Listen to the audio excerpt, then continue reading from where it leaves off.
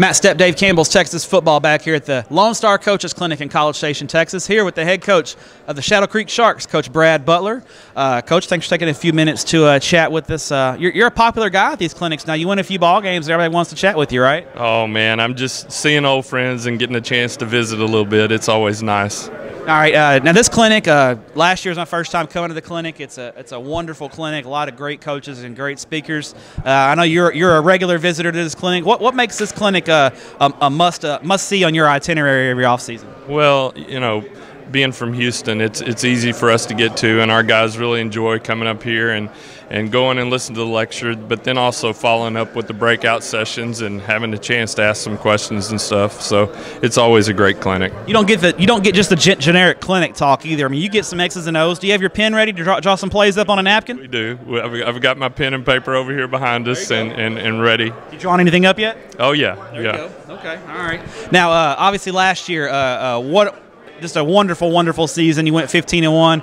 You're setting the bar pretty high. I mean, I guess you got to go to state every year now, it seems like. But I think part of the good luck was you interviewed with me last year. So I think if you're going to play in the state championship game every year, you'll do the interview with me every year, right? Oh, you bet. If that's what it takes, we'll do it. You bet. Sign us up.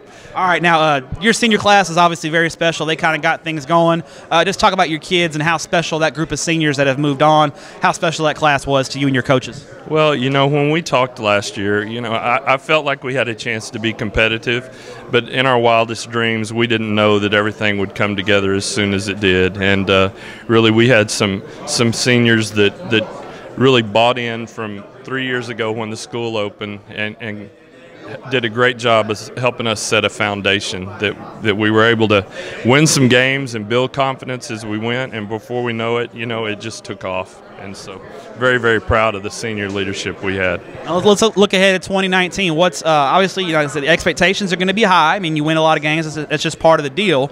But you and your coaches refocusing your kids to work hard in the offseason. What's been the message like? What's the focus of this offseason? Well, I think first of all, you know, I wanted them to enjoy it, and you know, the disappointment of losing the championship game, I mean, that stings and it stung our guys.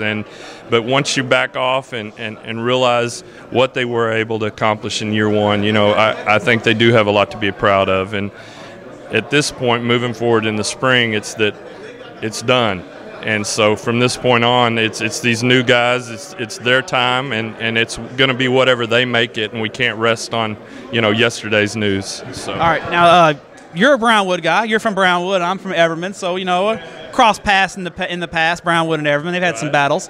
Now you played for Coach Randy Allen, who's the head coach of Highland Park, and you coached against him in the state championship game. Yeah. Now before the game, I saw you guys talking it up and chatting a little bit. I mean, were y'all swapping old Brownwood stories, or I mean, you know, that was got to be a surreal thing, right? You know. For a young high school guy growing up, I mean, you hold your coach in high regard, and so it was a special day for me to go, you know, be on the opposite sideline from a guy that I've got a tremendous amount of respect for, and so a very unusual situation, but it was very special. All right, now you know me, I'm a foodie. I love to eat. You know, you like to eat too. Yeah. You're a Zinc Burger guy in San Antonio. Max Thompson appreciates that. So we like good food. So let's talk about the most famous place to eat in Brownwood, your hometown, Underwood's Barbecue. Now I've been to Underwood's. I like their fried chicken better than the barbecue, because I don't consider it barbecue. I think it's more like it's more home cooking to me. It's not quite barbecue. They put barbecue sauce on it, but I'm more a fan of their fried chicken. So what's your overall favorite order at Underwood's? And my weakness at Underwood's has always been, I go in there and they bring around the rolls. Oh, the rolls! I've never had better rolls than at Underwood. That is definitely my weakness. They're those soft, fluffy, with a little bit of butter, and then at the end, after I've way overdone the rolls, I like the cobbler. What, you a peach cobbler guy, cherry cobbler? I'm a peach guy. Okay. You got to have vanilla ice cream. Yeah. So Underwood's rolls. So Their fried chicken is some of the best fried chicken I've ever had. It's pretty good stuff. It is very good.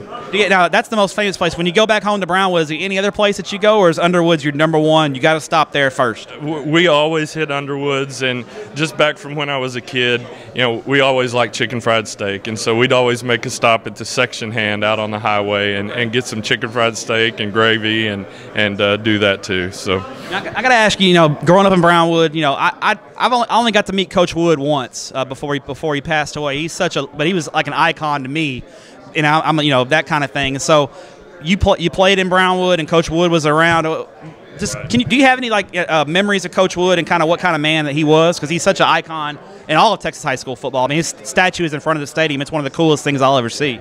I mean, I had a unique experience. Coach would actually sit in the floor of my living room, and we'd play Connect Four. He was a big-time dominoes player and checkers, and so if he couldn't find a game somewhere else, he'd come over, and I was just a little kid, and we'd sit and compete in Connect Four. And you played Connect Four with Coach Gordon Wood? Yes, wow. Numerous times. And we lived a few blocks down from the high school, and my buddies and I, we'd always congregate in the street or whatever playing football. You know, street football, right? Street ball. And it was kind of, Coach would come down the road, pull up, we'd all jump in, and back in those days you had to move water pipe on the practice fields. Yeah. And so we're all, you know, 6th, 7th grade kids, and he'd load us up, and we'd go move water pipe and water the field. A little free labor, right? Yep, free labor. So was Coach Wood a good dominoes player? Oh, yeah, yeah. Good dominoes, good Connect Four.